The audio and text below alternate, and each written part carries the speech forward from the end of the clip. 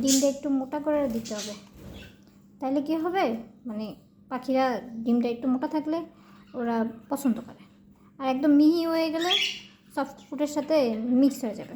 প্রথম তো ফার্স্টে গাজর নিলাম, তারপরে ডিমটা এরকম করে মিহি করে নেব, তারপরে এখান থেকে এগুলো দিয়ে দিব।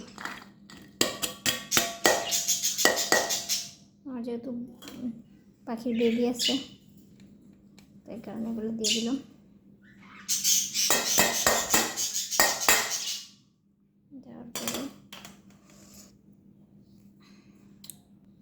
তারপর হচ্ছে এই যে নিজে তৈরি হচ্ছে বিভিন্ন ধরনের অর্গানিক নিজে তৈরি করছি, ওইটা থেকে আর কি একটু বেশি না, জাস্ট লবণের মতো করে মিক্স করব। বেশি দিলেও সমস্যা নাই, তারপরেও কোনো কিছু হচ্ছে মানে পরিমাণের চেয়ে বেশি দেওয়া উচিত না, আসলে দিলাম। সব কিছুই পরিমাণ মতো দেওয়া উচিত, পরিমাণের চেয়ে বেশি দিলে আবার সমস্যা, পরিমাণের চেয়ে বেশি দেওয়া উচিত না। তারপরে হচ্ছে এগুলোকে একেবারে মিক্স করে নেব, মিক্স করে তারপরে বাটিয়ে যাদেরকে যেভাবে দেওয়া উচিত দিয়ে দিবে, হয়েছে। এটা হচ্ছে আমার আজকে আমার পাখির সফট ফুড।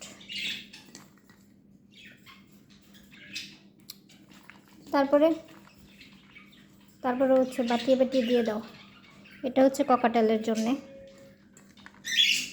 তারপরে এটা হচ্ছে বাজরিগারের জন্য, আর এইটা হচ্ছে এটা এত ভালোভাবে খাবে দেখবেন, সেটাও দেখাবো কীভাবে খায় ওরা। আর এইটা হচ্ছে এই যে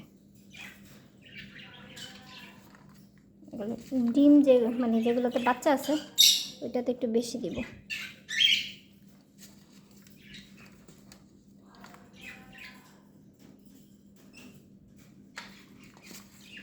এত ভালোভাবে খাবে মানে দেখলেই মন ভরে যাবে যে এত ভালোভাবে খাচ্ছে।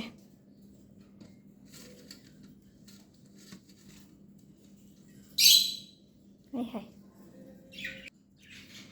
গুলে নিয়ে নিছি, 5টা হবে কারণ আমার খাঁচা 5টা, এটা তো নেওয়া যাবে না। এই যে সব 5টার মধ্যে নিয়ে নিলাম। আর এই এটা থেকে একটু নেই এটার ভিতরে, এটা হচ্ছে আমার ককাটেলের। কীরকম সুন্দর লাগছে তাই না? এবার দেখাবো কীভাবে খায় ওরা। ফার্স্টে দিয়ে দিলাম ককাটেল, দেখবেন কীভাবে খায়। খাওয়ার আগে অবশ্যই সিড মিক্সার এটা সরাই ফেলতে। এই যে খাচ্ছে না, খাচ্ছ তুমি?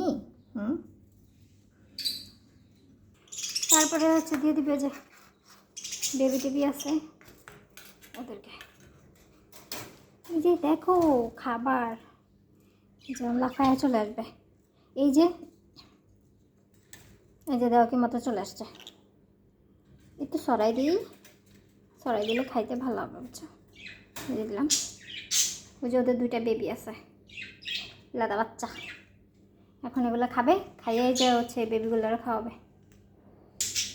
তারপরে দিয়ে দিলাম বাজিগুরগুলা, এই যে বাজরিগার ওদেরকে দিয়ে দিচ্ছি। এখন ওরা ওইসা খাবে, মজা করে খাবে। দিয়ে দিলাম তো, আসো। এই যে আসতেছে আস্তে আস্তে, আসো নামো।